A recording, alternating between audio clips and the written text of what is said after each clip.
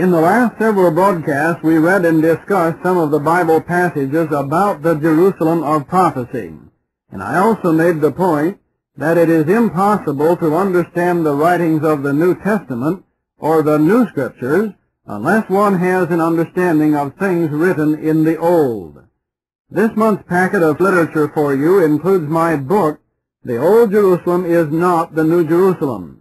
It is a study of Bible prophecy relating to what John wrote about in Revelation chapters 21 and 22.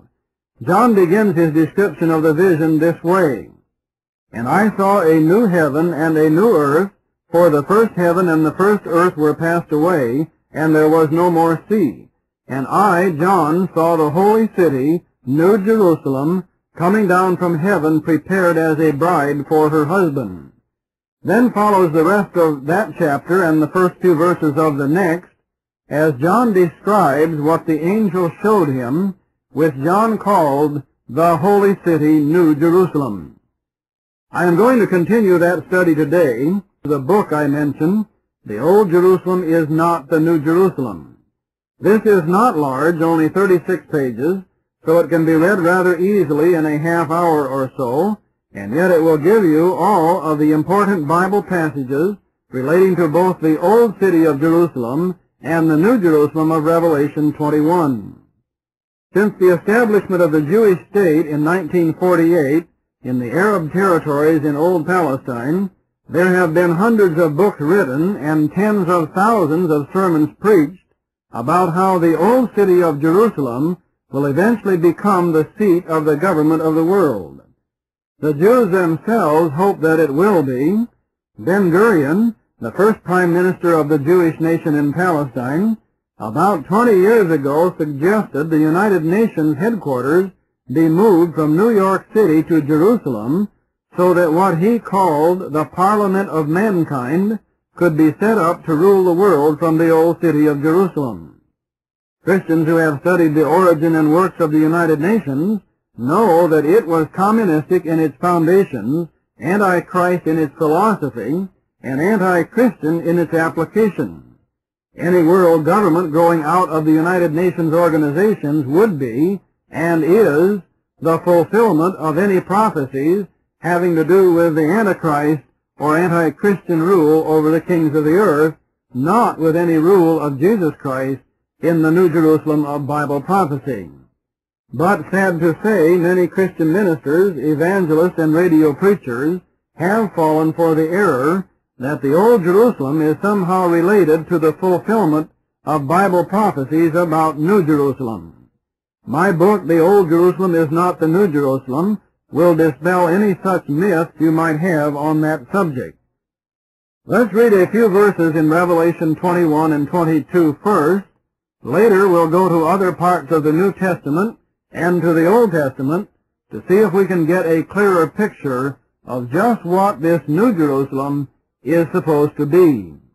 Revelation 21, beginning in verse 1. And I saw a new heaven and a new earth, for the first heaven and the first earth were passed away, and there was no more sea. And I, John, saw the holy city, New Jerusalem, coming down from God out of heaven, prepared as a bride adorned for her husband. And I heard a great voice out of heaven saying, Behold, the tabernacle of God is with men, and he will dwell with them, and they shall be his people, and God himself shall be with them and be their God. So this seems to speak of a time after Jesus Christ, when the tabernacle of God is with men, and he, meaning God, will dwell with them. Hebrews 8, verses 1 and 2, call Jesus a minister of the true tabernacle. Both Isaiah and Peter write of this new heaven and new earth, and we'll be reading from them in later broadcasts. Verse 4, And God shall wipe away all tears from their eyes, and there shall be no more death, neither sorrow, nor crying, neither shall there be any more pain, for the former things are passed away. This would have to mean the time after the resurrection of the dead, since it says, there will be no more death. Chapter 20 of Revelation, the chapter just preceding this, relates a vision John had of the lake of fire and the devil being cast into it. And in verse 11, John writes that he saw the great white throne, and, quote, "The earth and the heavens fled away, and there was found no place for them." Verses 12 to the end of Revelation 20 speak of the dead standing before God, of the sea giving up the dead which were in it, of death and hell delivering up the dead. Then in verse 14, death and hell, or Hades, are cast into the lake of fire. In reading these chapters together, it is logical to assume that the phrase in Revelation 20 and verse 11, that the earth and the heavens fled away from the face of him that sat on the great white throne, are connected with that which followed, where John saw, quote, "a new heaven and a new earth," and at the same time saw, quote, "the holy city, New Jerusalem." Because Revelation 20 is often referred to as the millennial chapter, it is usually therefore assumed that everything John saw here will come to pass in the millennium, which of course they say is all yet future. Be that as it may now, my purpose is not immediately to establish any time frame, but rather to establish where this New Jerusalem is, and then to search out what it represents, what it really is. Remember, all of these things John records in the book of Revelation are Holy Ghost-inspired descriptions of visions. They are not to be taken literally. In other words, when John saw a woman on a scarlet beast in Revelation 17, we are not to expect some actual female to appear at some future time riding a red beast. No, the woman represents something else. In that case, that great city which reigneth over the kings of the earth, as described in Revelation 17:18. In the same manner, when John saw a lake of fire, it need not be a literal fire contained in some depression in the earth. Nor when he saw books being opened, they need not be literal books from which someone must read.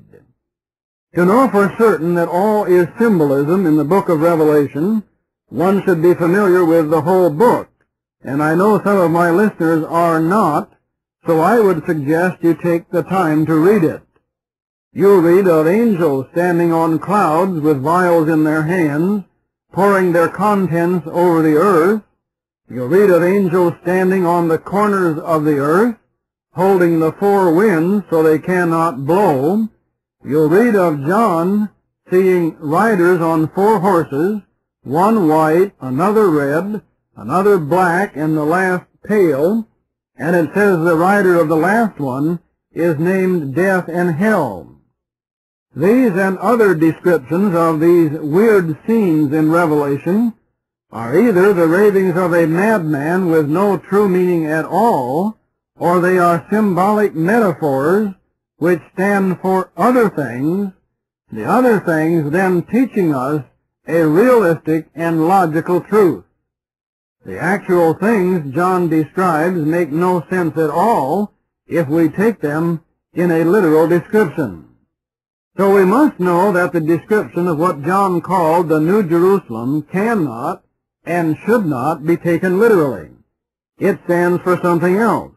It is not what it appears, but it is what the vision represents. And it represents something already written about in the older parts of the Bible, as we shall see. Now I said all of that before we read on in Revelation 21, because I do know there are some who teach that this holy city, the New Jerusalem, is really a monstrous cube building which will be physically lowered from heaven and will sit upon the earth. In verse 16 and 17 it is said to be 4 square, and its length 12,000 furlongs. So some draw pictures of a great cube city, 1,500 miles long, 1,500 miles wide, and 1,500 miles high, and they show it sitting on the earth, and they say that is what will come down from heaven at some future time. That interpretation of New Jerusalem makes less sense than to insist the old city itself is that new city with the streets of gold.